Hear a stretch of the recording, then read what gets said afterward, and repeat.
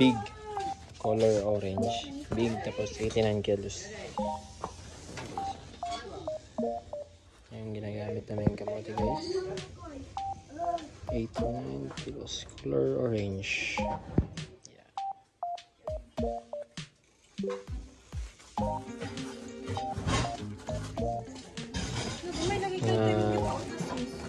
Isang sako 500 to 600 pieces magawa.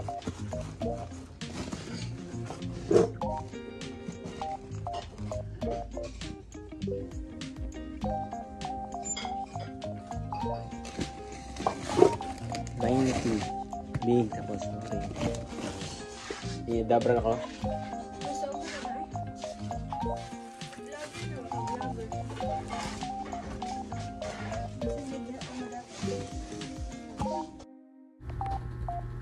So dito guys, need natin siyang hiwalay-hiwalayin para pagluto is hindi siya magdikit-dikit.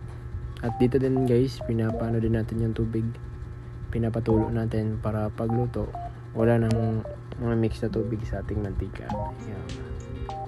Yan, tinatanggal-tanggal ko yan isa-isa guys, kasi galing sa slicer magdikit-dikit yan, kasi paghulog nun sa tubig magdikit-dikit yung kamote, tapos pag dry doon mo na yan sila ihiwalay-walay para goods yung pagkaluto.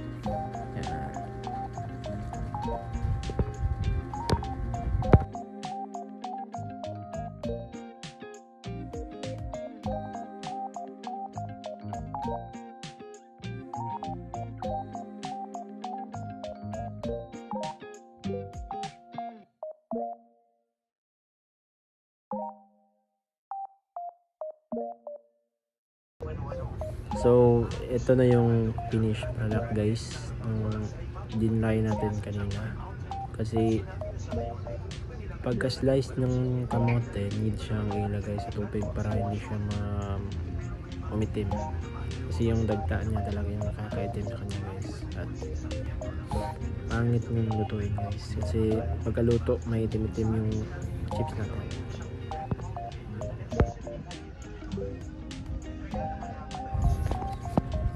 And dito guys, pinapainit ng mantika, then drop. So pag drop guys, dapat kaunti lang, hindi nyo talagang punuin kasi mapuputol o magdikit-dikit yung chips nyo. Yeah. And mga 4 to 5 minutes bago siya haluin guys, need siya yung matigas-tigas na, mapipili yan sa sandok nyo, kasi mapuputol talaga yan pag minix nyo na ganyan pa, marami pang bula.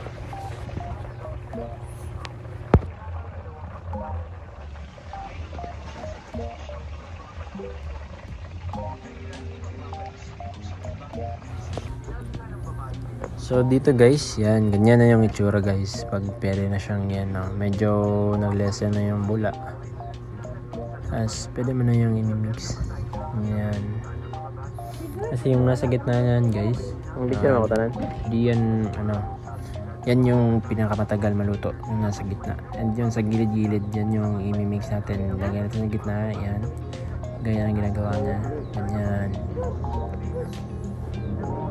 Ito ulit na guys.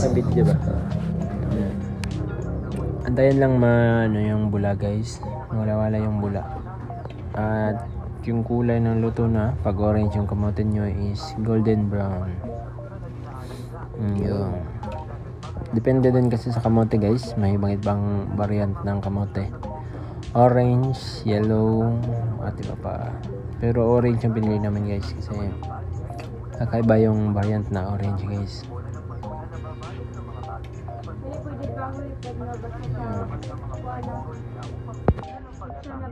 Hindi man good.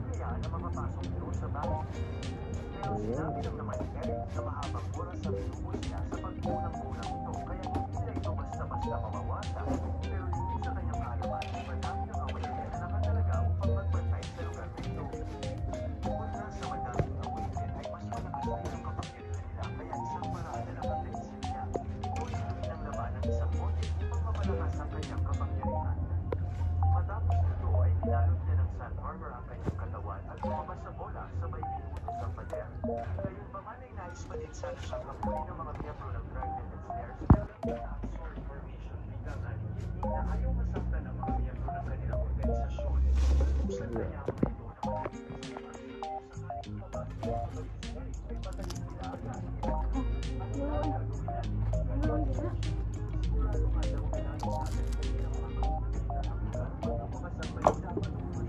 Okay, let's drop.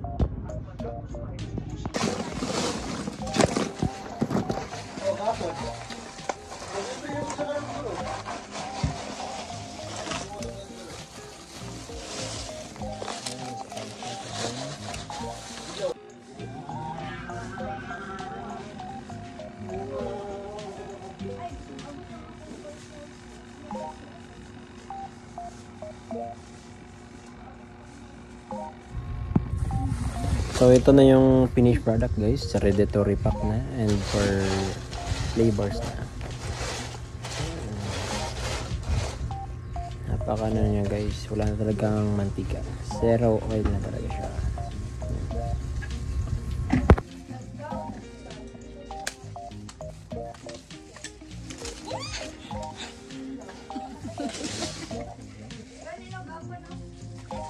Ha?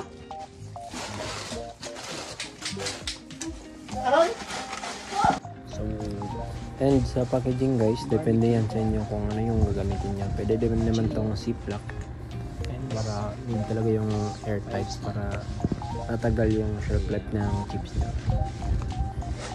Brown cup tong ginamit namin guys, 14x20. So ito na yung finished product guys. Yan, seal, double seal para super ano talaga safe yung chip natin sa mga double seal. Yan.